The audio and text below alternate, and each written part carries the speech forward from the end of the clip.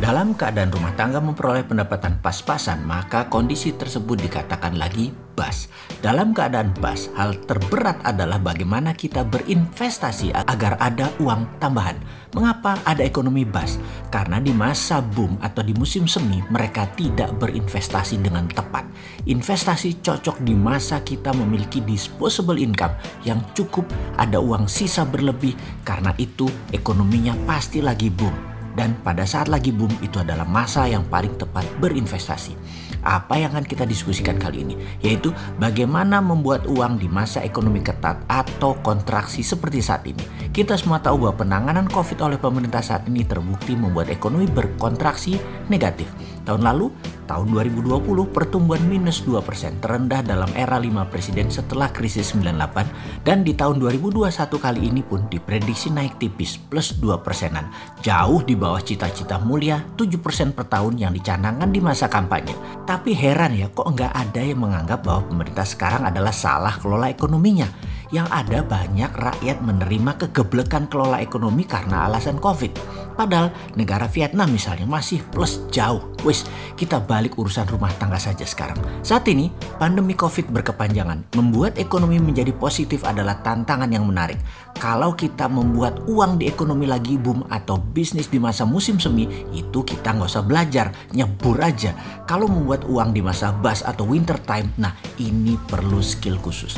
Nomor 1, jangan pernah salahkan ekonomi kita karena masalah global. Masalah luar negeri jangan dicampur dulu. Hanya menteri dan pejabat yang cemen, yang tidak bisa antisipasi masalah, lalu terjadi seperti saat ini ekonomi Indonesia minus karena imbas global. Mereka cemen. Sekali lagi, buzzer pembela pejabat yang sudah terbukti negatif ekonominya, atau guru ekonomi yang tidak memberikan kontribusi apa-apa pada negara, atau pejabat negara kalau ngomong minusnya ekonomi Indonesia karena efek global, kita beri julukan mereka adalah orang cemen. Sudah, segampang itu kita kasih nama mereka. Kita rakyat jelantah, para sahabat semua dapat dipastikan bukan orang cemen. Kita beda, kita tetap buat uang di masa seperti ini. Walaupun bukan summer, walaupun winter, lagi bust ekonominya, tetap kita bisa buat uang. Caranya, kita awali dengan memahami ada 4 hal yang harus kita kenal dalam bidang ekonomi mikro termasuk kebutuhan sehari-hari. Keempat hal ini adalah 1 gaya hidup, 2 keluarga, 3 bisnis, dan 4 investasi. Dalam kompartemenisasi mengelola ekonomi rumah tangga, masalahnya ada di 4 hal tadi. Bagaimana Anda meletakkan keempat slot tadi, itu menentukan tinggi rendahnya financial quotient Anda, atau istilah saya biasanya menyebut prosperity conscious atau kesadaran kemakmuran. Kita ambil contoh, kita mau beli smartphone, harga range dari 1 juta hingga 15 juta mungkin. Fungsinya sama, manfaatnya sama, harga berbeda, gengsi berbeda. Mana yang Anda pilih? Anda pilih iPhone, Anda masuk gaya hidup. Anda pilih Samsung atau Anda pilih Oppo, kolomnya geser ke bisnis. Mengapa? Karena Samsung atau Oppo harga bekasnya stabil, alias harga dan fungsi uang Anda manfaat tadi dalam kolom bisnis adalah stabil dan bagus. Sekolahkan anak misalnya, ini bisa masuk kolom gaya hidup kalau Anda sekolahkan ke Global Bintaro. Bisa masuk kolom keluarga kalau Anda di SD negeri. Bisa masuk kolom investasi kalau sekolah di Cikal atau Mentari karena anak gubernur dan menteri sekolah di sana. Bayangkan, sekolahin anak saja itu bisa masuk kolom yang berbeda. Jadi jangan heran kalau anak bungsu saya sekelas dengan anak gubernur dan kakaknya sekelas dengan anak 2 menteri. Dari awal memang boki saya ini, memang sontoloyo. Sekolahin anak aja saya pilih ada anak pejabat dan pengusaha di sekolah tersebut.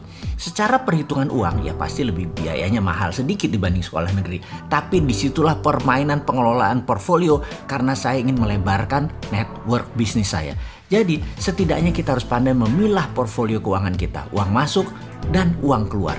Dan bagaimana uang keluar sesungguhnya itu kunci penting.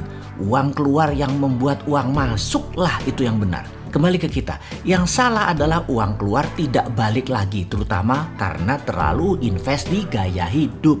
Sungguh sahabat, gaya hidup adalah posisi kompartemenisasi terbanyak dari kita.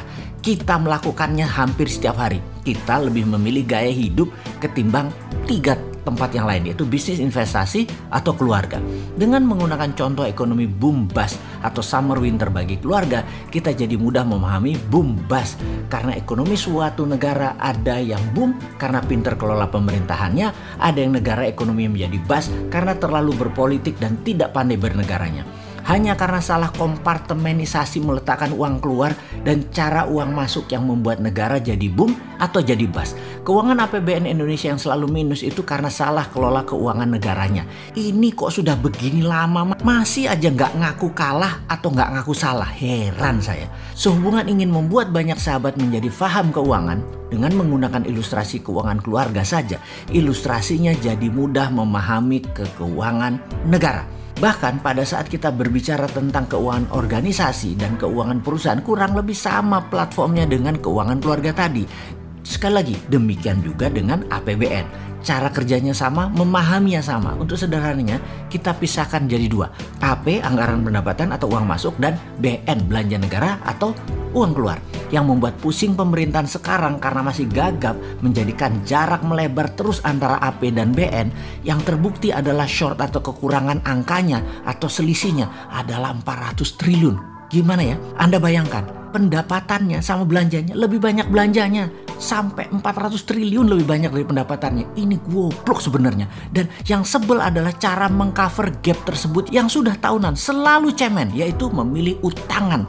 Gimana sih kalian ini, mau ditolong gak sih?